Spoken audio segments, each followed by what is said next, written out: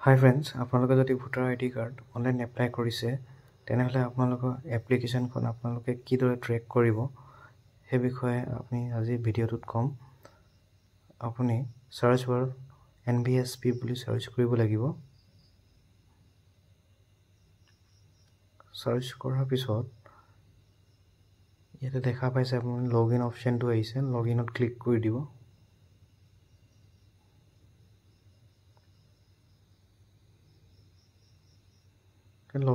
লগইনত click কৰাৰ পিছত ইয়াতে আপোনালোকে এপ্লিকেশ্যনখন এপ্লাই কৰোঁতে যোনটো মোবাইল নম্বৰ দিছিলে সেইটো মোবাইল নম্বৰ দিব ইয়াতে, আৰু পাছৱৰ্ডটো এণ্টাৰ কৰিব। যিহেতু পাছৱৰ্ডটো আপুনি যেতিয়া এপ্লাই কৰিছিলে তেতিয়া পাছৱৰ্ডটো গম পায় আপুনি। এটা কেপচা কোডটো ফিল কৰি দিব। ফিল কৰাৰ পিছত ৰিকুৱেষ্ট OTPত ক্লিক কৰিব।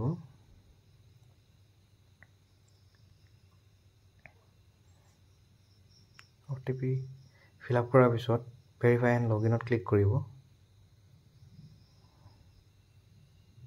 ক্লিক কৰাৰ পিছত ৰাইট চাইডে দেখা পাইছে ট্ৰেক এপ্লিকেশ্যন ষ্টেটাছ, তাতে ক্লিক কৰিব লাগিব।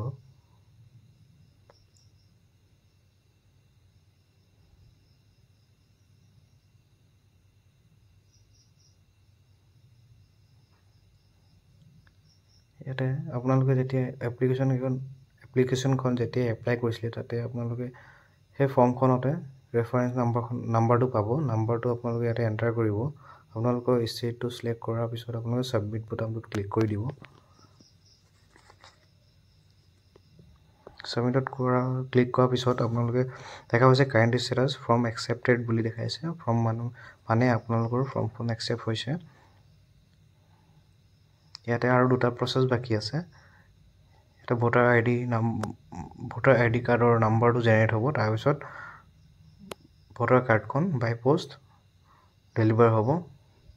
ভোটাৰ আইডিখন আপোনালোকে অনলাইন কেনেদৰে ডাউনলোড কৰিব মই নেক্সট ভিডিঅ'টোত লৈ আহিম।